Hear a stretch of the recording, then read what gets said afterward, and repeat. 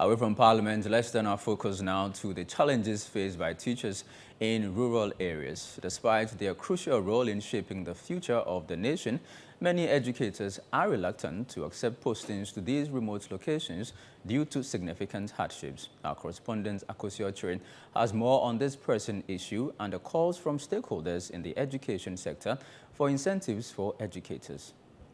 I have decided to be educated. I have decided to be educated. And nothing will change my mind.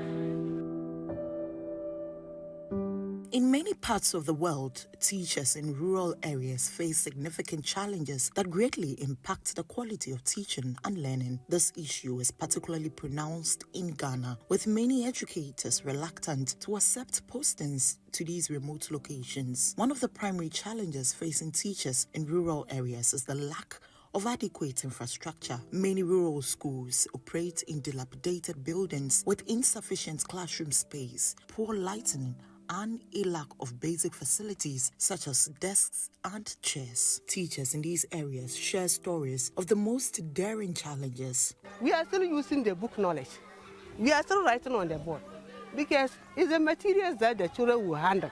And you will sit down or you will stand somewhere and just instruct them what to do and what to do for that lesson. Now, no materials. Now, when we want to teach, we use our phones to find out information before we can teach. Kennedy, for instance, has to embark on a deadly journey to teach. You'd have to walk in water, and sometimes you see snakes swimming on the water.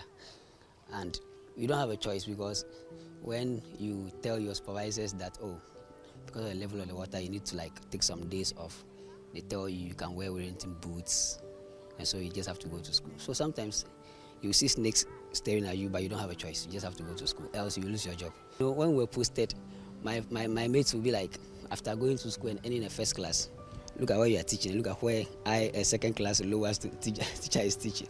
That's the way we tease ourselves. And most of them, when they post them there, they tell you, if I accept this posting, change my name. So it's now 2 minutes past 2 p.m.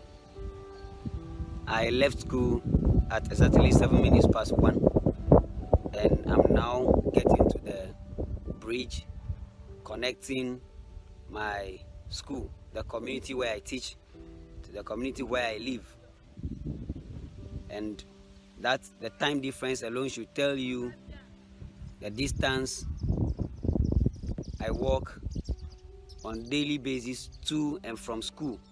This is the state of the bridge that connects the two communities.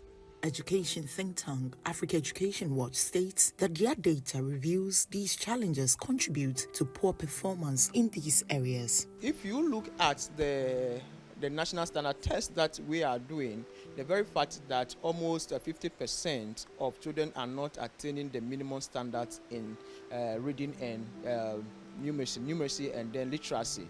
Most of these children are from the underserved areas. So you go to such underserved areas, most of them cannot even identify letter sound or even identify the name of letter or carry out simple addition or subtraction. So it's already with us, the learning disparity. If you go and look at our BEC data, while the national data may be looking good, the devil is in the detail, in the sense that if you want to trickle down to district level and then go down to school level, you can see some schools scoring as much as 0% in BEC.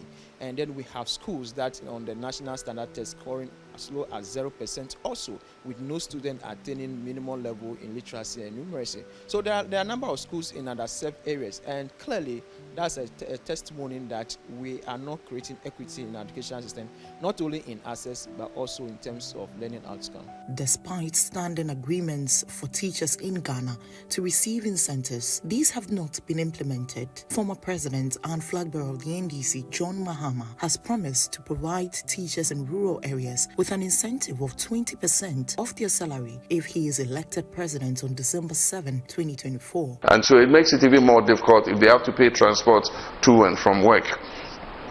We'll have other incentives which will encourage teachers who go and serve in the rural areas.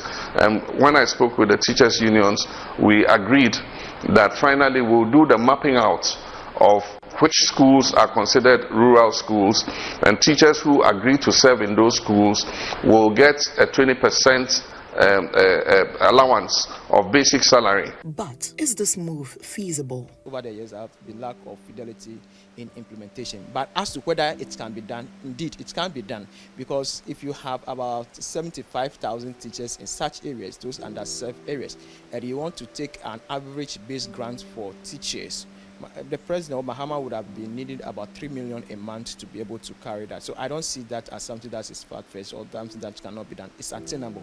The Ghana National Association of Teachers, NAT, has expressed concern that if this long-standing promise is not implemented, there may soon be no teachers willing to work in rural areas.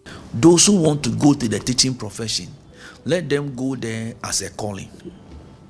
It is like somebody who has decided that I want to become a priest, a Catholic priest, a Catholic sister, a reverend sister, and older. They go there as a calling.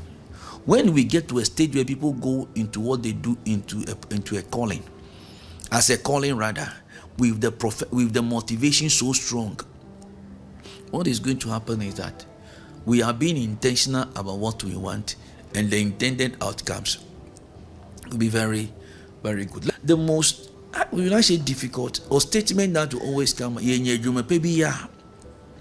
when we get a good job doing, or we get a good job to do, we will leave the teaching profession. So it means that even though they are in the teaching profession, that is not, and therefore the government will have to be very, very intentional about the future of this country. The challenges faced by teachers across the country, especially those in rural areas, are life-threatening.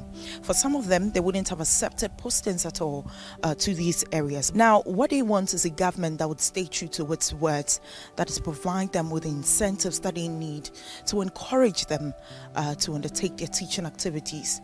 And also, they want a conducive environment that is also providing them with infrastructure and also teaching materials to make their work easy. For Channel One News, Akosi Audrey, Accra.